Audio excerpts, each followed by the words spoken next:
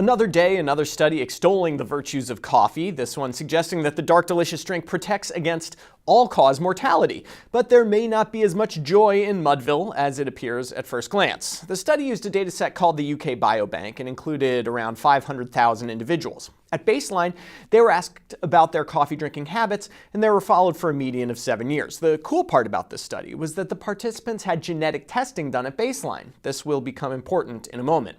You can see the results here. Compared to non-drinkers, coffee drinkers had a lower risk of death. In fact, there was a bit of a dose-response effect here, with more coffee being more protective. Cheers. But there's a bit of a problem in this study, something that frankly makes me skeptical about other coffee studies too. Remember how they had genetic data on these participants? The researchers used the genetics to determine how fast they could metabolize caffeine. Go with me on this for a minute. The principal biologically active ingredient in coffee is caffeine. If greater caffeine exposure prolongs your life, then coffee drinkers would live longer.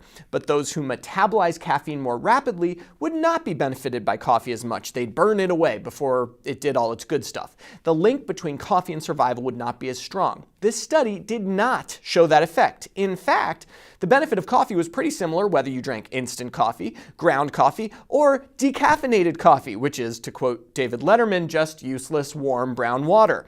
The authors conclude, quote, "These findings suggest the importance of non-caffeine constituents in the coffee mortality association." In other words, it's not the caffeine, it's other compounds in coffee that give it this great effect. In my opinion, if it's not the caffeine, it's not the coffee at all. Here's why. Caffeine is a drug that has significant measurable biological effects. The other compounds in coffee, if they do anything, have subtle, difficult to measure effects. But now we're being asked to assume that the effect of caffeine on mortality is essentially a wash, allowing these other subtle effects to be unmasked. It's like if I mixed cocaine with vitamin C and told you that we could measure the effect of vitamin C by seeing how people respond to the mixture. The active ingredient is just going to overshadow everything else. So I'm putting a marker down, mostly to see what people come up with as a counterargument.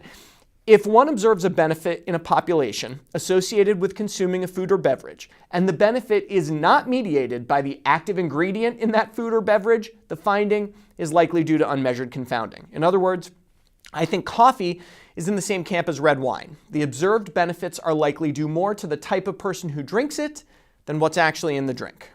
For MedPage Today, I'm Perry Wilson.